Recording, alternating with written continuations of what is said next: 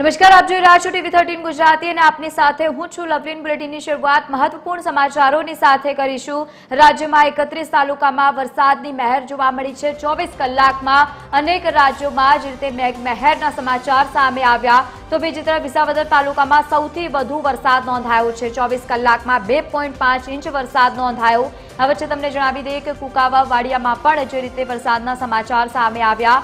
ગોંડલમાં 1.5 ઇંચ વરસાદ, જામકંડોરણામાં 1.5 ઇંચ વરસાદ નોંધાયો છે તો બીજી તરફ સાગબારામાં પણ 1 ઇંચ વરસાદ નોંધાયો છે। 22 તાલુકાઓમાં 1 ઇંચ વરસાદ વરસ્યો છે।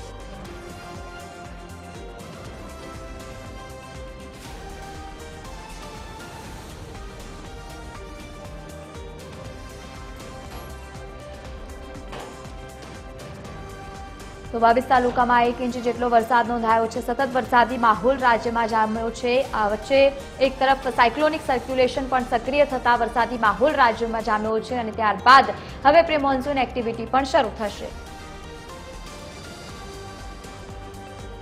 તો આ જ મુદ્દે એસોસિએટ એડિટર અરુણ શાહ આપણી સાથે ફોન લાઈન પર જોડાયા છે। અરુણ, સતત રાજ્યમાં વરસાદી માહોલ જામ્યો છે, શું કહેશો?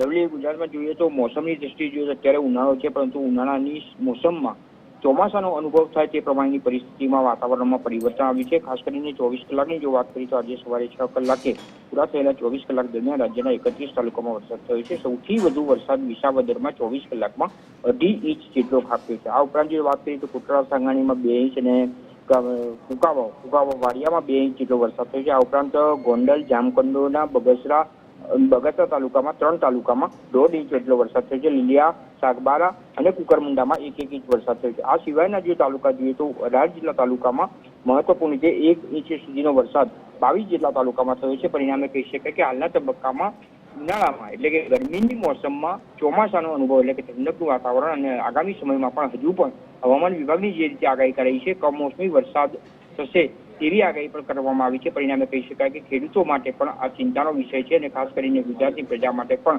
આગામી સમયમાં પાક અને તેની સ્થિતિ માટે ચિંતાનો વિષય છે એમ ચોક્કસ રીતે કહી શકાય। લવલી, બિલકુલ આભાર સમગ્ર માહિતી સાથે જોડાવા બદલ। રાજ્યમાં 31 તાલુકામાં વરસાદની મહેર જોવા મળી છે। 24 કલાકમાં અનેક રાજ્યોમાં મેઘમહેરના સમાચાર સામે આવ્યા।